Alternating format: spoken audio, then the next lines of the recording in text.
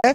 और हाँ, जब आर्मी का जवान जब यहाँ से चलते हैं, उनका कन्वाई चलता है तो रोड को रोक दिया जाता है। और एक और चीज़ मैं कहना चाहता हूँ कि मुझे बहुत सारे लोगों ने बोला था कि आप कश्मीर जा रहे हो तो आप गांव में जाकर रिपोर्टिंग मत करना, शहर में ही रहना। लेकिन अभी मैं गांव में हूँ, अनंतनाग के गांव में हूँ और इधर सारा गांव दिख रहा है। इधर जो है ना सारा गांव दिख रहा है, आप देख सकते हैं यहाँ पे सारा गांव दिख रहा है। और यहाँ पे आके मैं चिल्ला रहा हूँ, चीख रहा हूँ, बता रहा हूँ, उसके पीछे सबसे बड़ा रीज़न है कि हमारे पैरा मिलिट्री फोर्सेस और आर्मी के जवान जो है ना हमारी रक्षा करते हैं।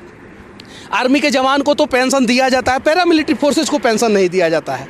मोदी जी, अरे पेट्रोल 50 रुपये और महंगा कर दो, डीजल 50 रुपये और महंगा कर लो, हम झेल लेंगे, कोई दिक्कत नहीं है। लेकिन हमारे पैरा मिलिट्री फोर्सेस के जो जवान हैं ना, उनका कम से कम पेंशन चालू कर दो, चूँकि वो हैं तब हम हैं। अगर वो नहीं होते तो हम शायद से नहीं होते।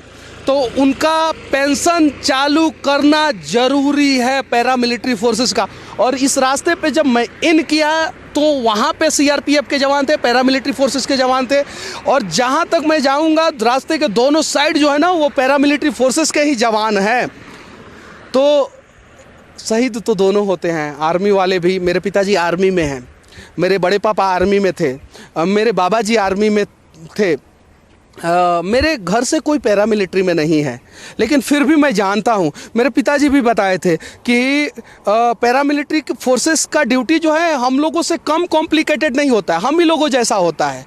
कहीं कहीं तो हम लोगों से भी ज़्यादा टफ ड्यूटी जो है पैरा मिलिट्री वाले करते हैं। जैसे आप नक्सल प्रभावित एरिया छत्तीसगढ़ में चले जाएं, वहाँ पे हमारे पाकिस्तान बॉर्डर पे बीएसएफ के जवान खड़े रहते हैं, बांग्लादेश बॉर्डर पे बीएसएफ के जवान, चीन के बॉर्डर पे आईटीबीपी के जवान, नक्सल प्रभावित एरिया में सीआरपीएफ के जवान खड़े रहते हैं। जब ज़रूरत पड़ती है तो एनएसजी के कमांडो जो आते हैं ना, वो भी पैरा मिलिट्री फोर्सेस के ही अंदर में आते हैं।